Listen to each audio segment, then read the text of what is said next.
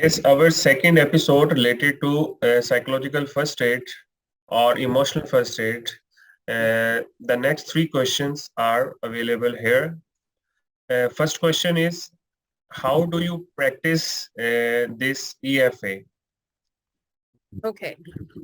ये क्वेश्चन थोड़ा सा इंटरेस्टिंग भी है and I would like to explain it in two different parts. The first part is yourself and then the other part is for others. EFA जो SEPFA जो आप अपने लिए यूज कर रहे हैं या फिर किसी और के लिए यूज कर रहे हैं, तो इसके अंदर आपने क्या चीजें करनी है and how do you exactly practice this? If I talk about myself or for yourself, तो हमने अपने लिए क्या चीजें करनी होती है. There are some key points which is also known as self care strategies. जब हम किसी भी इमोशनल टर्मोइल से गुजर रहे होते हैं तो हमने कुछ स्ट्रेटजीज यूज करनी है अपने लिए on daily basis so that we can save ourselves from any type of mental health issues या कोई भी साइकोलॉजिकल डिसऑर्डर से हम अपने आप को बचा सकें या अपने ऊपर हम जैसे कहते हैं सेल्फ केयर स्ट्रेटजीज यूज करते हुए अपने मेंटल हेल्थ को जो है मजीद इवॉल्व कर सकें या उसके ऊपर वर्क कर सकें. So for the details I would like to start from the very basic part जो कि हम इतना सब कुछ लाइफ में होता है. Obviously we what we do exactly we miss lot of things. Number one is eating healthy. बहुत ही एक बेसिक सी चीज है. Lot of people we are like, मैं अगर अपनी बात करूं या किसी और की बात करूं, हम ज्यादा फोकस नहीं होते खाने के ऊपर. ये लाइक हाँ खा लिया, ठीक है, दिन में 3 दफा 2 दफा 1 दफा हमने खा लिया. We are not focused on to that thing जहाँ पे हमें विटामिन की या फिर हमें हेल्दी फूड की जरूरत है या हमें सप्लीमेंट्स लेने की जरूरत होती है.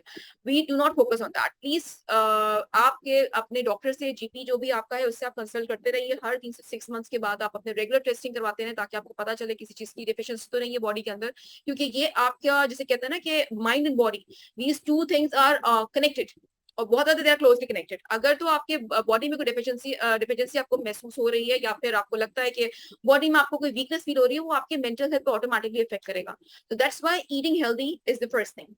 Number two, get some fresh air. आजकल what I am seeing, people hardly go out क्योंकि we do have this mobile thingy at home और हम बहुत ज्यादा जो है we are too much involved in these Facebook, Instagram and all social media handles. We do not focus on to getting like fresh air. हम सुबह सुबह उठने में भी कभी कभी वी फील लेजीनेस. तो जो बाहर निकल के सनलाइट लेना और फ्रेश एयर लेना, ये बहुत जरूरी है आपकी मेंटल हेल्थ के लिए. ये सिर्फ मैं अभी अपनी बात कर रही हूँ. जैसे कहते हैं अगर मैं आपकी पर्टिकुलर बात करूँ, सिर्फ मैं एक बंदे के, एक इंसान की बात कर रही हूँ कि अपने लिए आपने खुद ने क्या करना है. Third point is exercising and moving your body physically. Exercise बहुत जरूरी होती है. मेंटल हेल्थ का एक बेसिक आपके एक मेन पार्ट है जहाँ पे आपको जैसे कहते हैं डोपामिन रिलीज नहीं हो रहा, सेरोटोनिन रिलीज नहीं हो रहा, तो ऑटोमेटिकली आप एक लो मूड में जा रहे होते हो.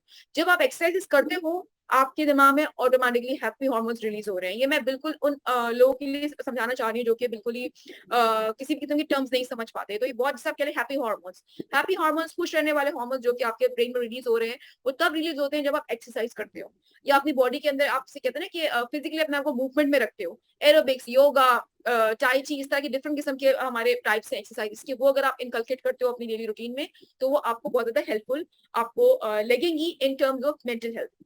Next is practice mindfulness. Mindfulness का मकसद ये है यहाँ पर कि आजकल के जितना ज्यादा फास्ट पेस दौर चल रहा है, the era we are living in, it's so fast pace. इसमें आपके पास रुकने का टाइम नहीं है, सोचने का टाइम नहीं है. आप अगर सोच भी रहे हो तो you are thinking about the future, what is gonna happen next.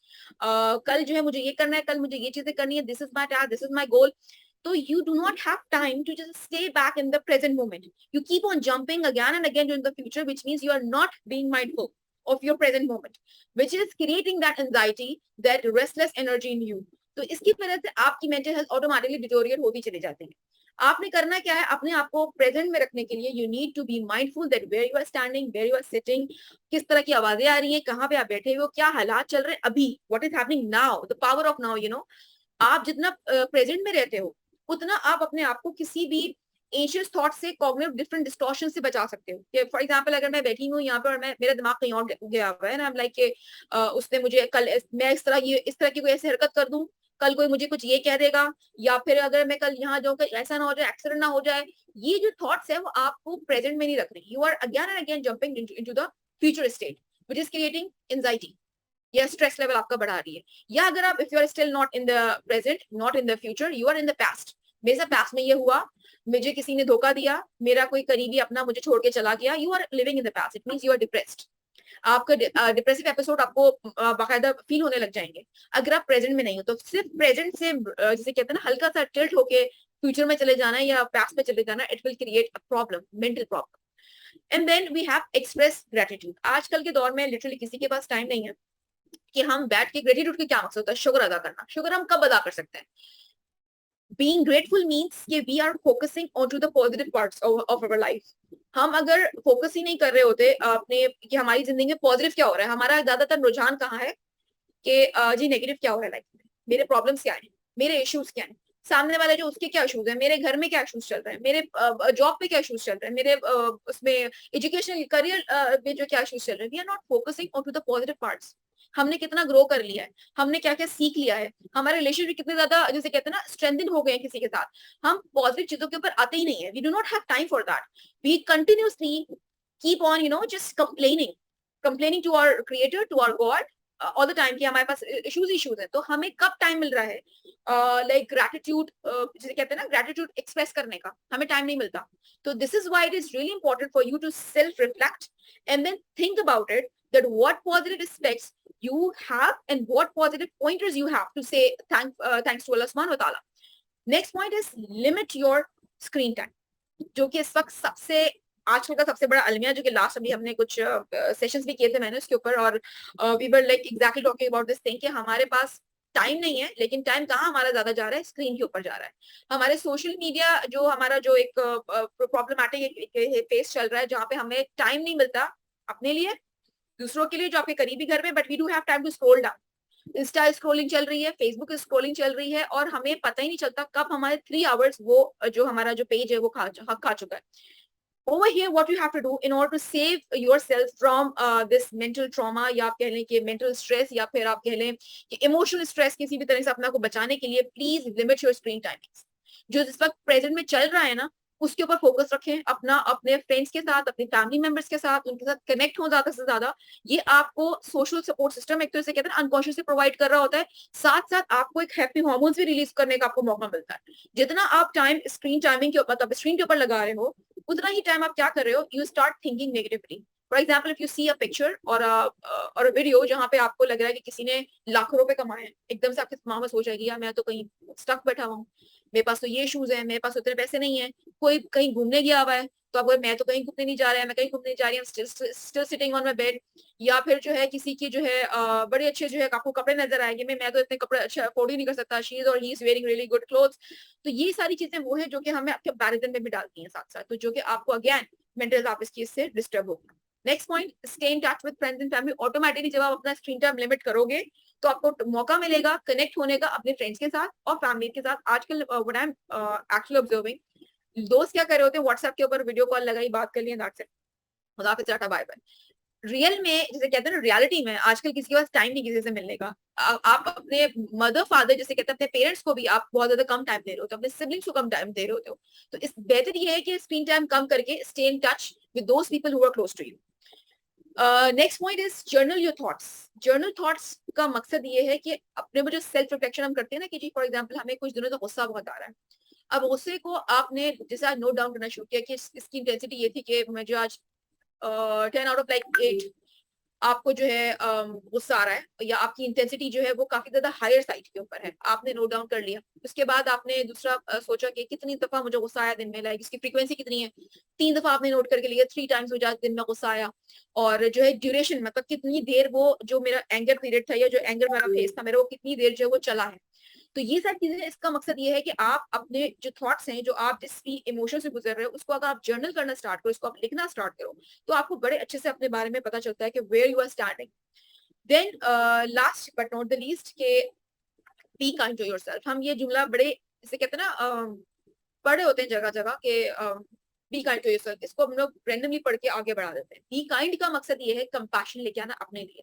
अगर अपने लिए कंपैशन होगा तो ऑटोमेटिकली दूसरों के लिए भी कंपैशन होगा, अपने लिए एम्पैथी होगी तो दूसरों के लिए भी होगी। अगर आप अपने आप को क्वेश्चन मतलब से कहते हैं क्वेश्चन प्रोवाइड करना, अपने आप को क्वेश्चन प्रोवाइड नहीं करोगे, दूसरों के लिए क्वेश्चन कहाँ से आएगा आपके पास? आप अपने लिए एम्पैथेटिक नहीं हो, how will you provide that empathy to the other person? और लास्ट में जाने से पहले पहले इस वाले पार्ट को वाइंड अप करने से पहले पहले एक चीज मैं जरूर ऐड करूंगी, दोस्तों के साथ फैमिली के साथ टाइम अगर आपने स्पेंड किया है, अपने लिए जरूर 30 मिनट्स कम से कम 30 मिनट जरूर निकालें. This is known as me time. और मैं ये नहीं कह रही कि वो मी टाइम निकालने के बाद you start using your mobile phone, you start using your laptop. मैं कह रही हूँ बाकायदा, जिसे कहते हैं ना, be with yourself, who are you as a person. ये चीज बहुत इंपॉर्टेंट है यहाँ पे. ये चीज आपको आगे किसी भी इश्यूज जो कि कहते हैं ना इमोशनल प्रॉब्लम से आपको जाने से बचाएगी, ताकि आपको पता होगा व्हाट इज कमिंग नेक्स्ट, अब मुझे अपने आप को डील कैसे करना है, हैंडल कैसे करना है. नेक्स्ट पार्ट यहाँ पे अगर हम आते हैं, अदर्स की बात हो गई है. For example someone is reaching out to you कि जी मुझे इमोशनल डिस्ट्रेस स्टार्ट हुआ है, मुझे इमोशनल कोई इशू है. आपको उसको किस तरीके से डील करना है. When you meet someone for the first time and that person need PFA, that psychological first aid इसको जरूरत है, तो आपने उसके लिए क्या करना है. बड़ी आसान सी चीज है, इसमें कोई रॉकेट साइंस नहीं है कि मैं कहूँ कि आप ये ट्रेनिंग लेकर आ जाएं, आप ये कर. नो, जस्ट 3 थिंग्स जो आपने दिमाग में रखनी है. नंबर 1, जो बंदा आपके पास हेल्प लेने के लिए आ रहा है उसका बैकग्राउंड क्या है, क्या इशू उसको हुआ है, और आने से पहले आपके पास वो क्या चीज फेस कर आ रहा है, क्या चीज उसने एक्सपीरियंस की है, किस चीज का इशू उसको हो रहा है. उसके बाद वो इशू उसको किस तरीके से इफेक्ट कर रहा है. क्या वो रो रहा है, क्या वो उदास है, क्या उसकी खुदा ना खास्ते कुछ सुसाइडल टेंडेंसीज हैं, या क्या चीज उसको फील हो रही है. उससे आप कुछ पूछेंगे, वो आपको बताएगा. नेक्स्ट पॉइंट इज कि उसकी करंट सर्कमस्टेंसेस किस तरह के, क्या उसको उसकी फिजियोलॉजिकल नीड्स पूरी हो रही है, जिसके अंदर खाना पीना हो गया, उसकी हंगर थ्रस्ट, उसको ठंड तो नहीं लग रही, उसको वो बीमार तो नहीं है. मतलब जिसे कहते हैं ना फिजियोलॉजिकल चेंजेस को आपको देखने हैं कि उसको किस चीज की इमीडिएटली जरूरत है. खुदा ना खास्ता कोई आपके पास आके कह रहा है मैंने 2 दिन से खाना नहीं खाया, आप क्या करोगे. फर्स्ट थिंग आप स्कूल उसको खाना खिलाओगे. वो बोलेगा मैं इतना मेरा बुरा हाल है कि मेरे पास कपड़े जो है ना इतने पतले हैं, मुझे ठंड लग रही है, मुझे कोई स्वेटर की जरूरत है. आप उसको इमीडिएटली वो स्वेटर प्रोवाइड करोगी. ये है सेकंड पॉइंट आपका. ठीक है. थर्ड इज दैट आपने इसको क्या चीज नोट करनी है उस बंदे में, उसको किस तरह की सपोर्ट की जरूरत है. सपोर्ट नीड्स हमें असेस करनी होती है एज अ लेमैन भी. ठीक है. उसके अंदर आप क्या नोट कर रहे हो, तो प्रैक्टिकल चीजें. इसके अंदर आती है डेली केयर, आपकी मेडिकेशन, जिसको मेडिकेशन की जरूरत तो नहीं है, कोई फाइनेंशियल असिस्टेंस की जरूरत तो नहीं है, सपोर्ट केयरिंग की जरूरत तो नहीं है. अगर आपको लगता है कि ये इसका हाल इतना ज्यादा खराब है इस बंदे का कि जी मैं इसको डील नहीं कर सकता, इसके साइकोलॉजिकल इश्यूज इतने ज्यादा है, इसको हॉस्पिटल में एडमिट कराने की जरूरत है, तो फिर आपको डेफिनेटली ये आपने स्टेप लेना है कि उसको किसी हॉस्पिटल की तरफ रीडायरेक्ट करना है, किसी साइकोलॉजिस्ट की तरफ रीडायरेक्ट करना है, या खुद से आपने इसको कनेक्ट करवाना है. This is it. I think मैंने जो समझा उसमें ये है कि आपने जो भी आपके पास कोई हेल्प के लिए आ रहा है, तो first of all you listen that person very carefully.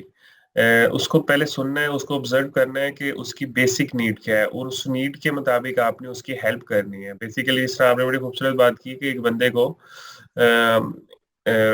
खाना, उसको उसको खाने की जरूरत है और आप उसको कपड़े दे रहे हो. हालांकि कपड़े तो उसके हैं, लेकिन उसको खाने की जरूरत है उस वक्त. फर्स्ट प्रेफरेंस उसकी हुई है. I think first observe and listen, then help the person according to their needs.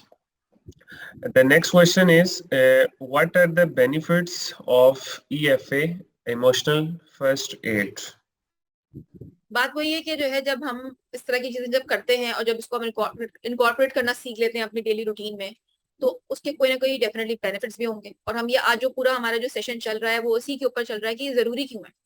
अगर जिस तरह की सोसाइटी से हम कनेक्टेड हैं, या जिस तरह का हमारा बैकग्राउंड है, जिस पाकिस्तानी जो हम लोग हैं सारे, इसमें मोस्टली मैंने लोगों को देखा है कि लोगों को बेसिक चीजें ना नहीं पता होती कि किस तरीके से हमने ये है क्या. लोगों को ये भी पता नहीं होगा लाइक PFA क्या चीज है, क्या है. मतलब हम लोग सिर्फ इतना जानते हैं कि किसी को चोट लग गई है तो उसको हॉस्पिटल लेके जाना है या फिर उसको बैंडेज लगानी है.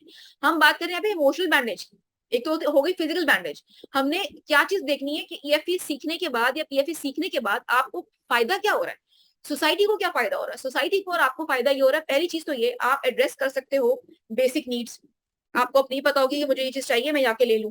फॉर एग्जाम्पल कोई दूसरा आपके पास आ रहा है, आपको पहले पता हो जाएगा. आपको अगर आप if you are trained, if you know कि EFA क्या है, PFA क्या चीज है. जैसे मैंने अभी पहले लास्ट क्वेश्चन के अंदर जिसके अंदर अभी हमने डिस्कशन किया है कि किस तरीके से आपने हेल्प प्रोवाइड किया, अगर आपको पता होगा तो आप क्या करोगे, आप उस बंदे की बेसिक नीड एड्रेस कर रहे हो, आप उसके साइकोलॉजिकल डिस्ट्रेस को जो रिड्यूस कर रहे हो. ऑब्वियसली अगर एक बंदे को लाइक भूख लगी हुई है या वो ठंड से कांप रहा है, उसकी उसकी साइकोलॉजिकल हेल्थ क्या होगी, उसकी मेंटल हेल्थ क्या होगी. उसको बस वो चीज चाहिए ताकि इमीडिएटली मेरी नीड पूरी हो. उसके बाद बात आती है कि जी उसको हाई एंजाइटी अटैक उठा, उसके हाथ पांव कांप रहे, उसको पसीना आया हुआ है, that person is sweating and it's like उसकी जो हार्ट बीट है वो इतनी तेज है कि उससे बैठा नहीं जा रहा. इसका साइकोलॉजिकल डिस्ट्रेस किस तरह पहुंचा हुआ है. आपने सिंपल अगर उसको बता दिया कि आप बैठो यहाँ पे, यू आर सेफ, गहरी सांस लो, एवरीथिंग इज ऑल फाइन, कोई घबराने की बात नहीं है, हम इसको देखेंगे किस तरीके से एड्रेस कर सकते हैं। इसके ऊपर बहुत सारी हेल्प मौजूद है, साइकोलॉजिस्ट मौजूद है, काउंसलर्स मौजूद है, मैं आपको वहां रिडायरेक्ट करूंगा, वहां ले जाता हूँ। ये क्या हुआ, आपने सिक्योरिटी प्रोवाइड की, सेफ्टी प्रोवाइड की, आपने इसको हेल्प प्रोवाइड की, आपने इसको होप दी। ये सारी चीजें क्या कर रही है, ऑटोमेटिकली वो बंदा आपकी कामनेस को देखते खुद ब खुद काम डाउन हो जाएगा। ईएफई पीएफए के ये जो कुछ स्ट्रेटेजी को सीखने का जब आप इसको अप्लाई करोगे, ऑटोमेटिकली इसका साइकोलॉजिकल डिस्ट्रेस कम हो जाएगा। सोसाइटी का सबसे, सोसाइटी का आप एक कह रहे हो ना, आप एक इंसान को अगर आपने हेल्प आउट किया, पूरी ह्यूमैनिटी को you are helping out, right. इसका इतना बड़ा फायदा है। कंफर्टिंग प्रेजेंस आप दे रहे हो उसको, एजुकेट कर रहे हो उसकी उसके प्रॉब्लम को लेके। फॉर एग्जांपल उसकी कुछ ऐसे सिम्टम्स आपको पता है कि ये एंजाइटी के सिम्टम्स है या ये पैनिक अटैक के सिम्टम, आप उसको बता सकते हो, एजुकेट कर सकते हो। कॉमन स्ट्रेस रिएक्शंस क्या है, अगर आपको पहले पता होंगे आप उसको बता सकते हो कि जी अगर आप डरे हुए हो, खौफ में हो, आपको कोई भागना है, आप फाइट या फ्लाइट के मोड में छुप रहे हो, ये सारी चीजें क्या है, ये जो स्ट्रेस है, इसको रिलीज करने के लिए आप उसको ये बताओगे you are safe, I am calm, you are also calm. कोई ऐसे घबराने की बात नहीं है। आगे क्या है, होप किस तरह देनी है, बताना है कि जी मेरे पास ये हेल्प मौजूद है, हम हॉस्पिटल जा सकते हैं, मेरा एक फ्रेंड है जो कि साइकोलॉजी में से मास्टर्स किया हुआ है, या वो साइकोलॉजिस्ट है, या कोई पीएचडी कर, आपको पता हो फॉर एग्जांपल आपके सर्कल के अंदर कौन कौन लोग मौजूद हैं, आप उसको वहां पे कहते हैं ना कि होप डालते हो कि ये चीज इजिली रिजॉल्व हो जाएगी, इसका रेजोल्यूशन ये है। This is it. ये फायदा है कि अगर आपको पीएफए और ईएफए आपको आती हो एज ए लेमन, तो आप पूरी सोसाइटी की हेल्प कर रहे हो, उससे अपनी भी हेल्प कर रहे हो साथ साथ। Yes, this is the valid point which you raise in this episode. The last but not least, who can do EFA? कौन जो है इसको प्रॉपर तरीके से करवा सकता है, कौन इसकी जो आपके लिए कैपेबल है इसको, इस थेरेपी को क्लाइंट पे इम्प्लीमेंट करने के लिए?